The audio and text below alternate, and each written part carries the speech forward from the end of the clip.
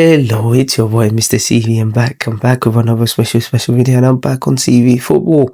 I'm going to talk about yesterday's player ratings between Brighton versus Arsenal. Arsenal holding on. I think Arteta definitely has learned from last season, and I've been calling it. I've been saying it to people around me that sometimes I know Arsenal want to win beautifully, but sometimes when you're this business on the end of the season, there's got to be time where you got to win ugly against the smaller team. Park the bus, win the game, and Fiam, you've won the league, because Arsenal can't keep doing this where we're dropping points against teams that are lower than us every single time. So listen, some people might call it ugly win, 1-0 to the Arsenal. We used to do it under George Graham, but also is this a win of champions? Because Gabriel Colossal, as Arsenal go 7 points clear, and Arsenal did go 7 points clear. It wasn't the most entertaining game, but right now when you're at this business of the end of the season, honestly, we don't need it to be entertaining. We just need to keep winning games. And if Arsenal win 8 more games, Arsenal win the league. So let me go straight into it. Starting with David Raya, I'm going to give him a 7 out of 10. Bailed out Gabriel after an awful early error, but settled really well and looked comfortable after his and look comfortable as well. He did really well. I'm going to give him a 7 out of 10. Juro Timber, 7 out of 10 as well. Another goal contribution for assist for Saka. Solid as always in the right hand side. Mosquera came in for the injured Saliba and picked up an early booking. Handled this situation very well and made some crucial intervention. Honestly, Mosquera has been a blessing in disguise, man. Honestly, what a player. For that amount of money, 13 million. Nah, that's crazy. And he's only 20 years old. Nah, that's crazy. What a defender. 7 out of 10. Gabriel Magalhaes, man of the match. 9 out of 10 performance. Made that early error, but after that, settled really well. Headed everything. Defensively, he was like a beast. He was solid. 9 out of 10. Nkapie, another excellent display from him. 8 out of 10. Listen, we got him on loan with the obligation to buy, and I'm definitely sure they're going to trigger that obligation to buy. Honestly, he was superb. Especially when he even moved to centre half in the second half as well. Absolutely superb. He deserves a round of applause. In the midfield, Martin Zubimendi.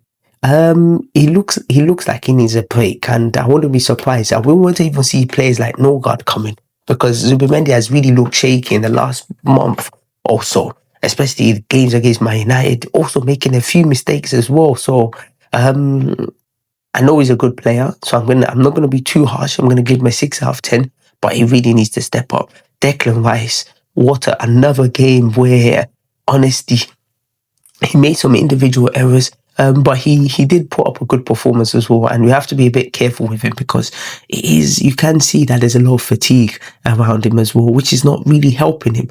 But honestly, he's still one of our most vital players, and I think with him, one of the things I've noticed with Arteta is that he's played Zubimendi a lot more forward and put Rice as a number 6. So he's kind of limited Rice in terms of goal scoring, but as a unit, we looked much better. So I'm giving him a 7 out of 10.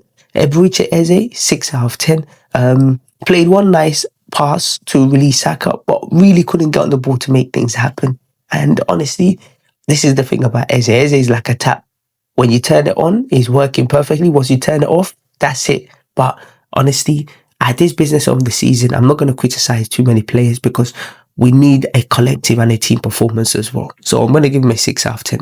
Up front, Bukayo Saka, 7 out of 10. 300 games at the age of 23, 24. Honestly, that's incredible. And then also as well for him to score the goal as well, which was brilliant. It was a deflection shot, but at this business end of the season, how it goes in, we don't really care. Just let's win games. And if we win 8 more games, we'll win the league. So I want you guys to keep remembering that. The next one is Victor Gyökeres. Struggled to get in the game.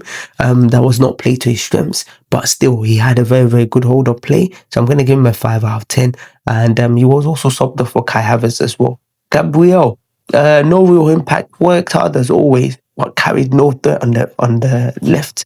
I thought Trossard was going to start this match, but Martinelli did. I'm going to give him a 5 out of 10.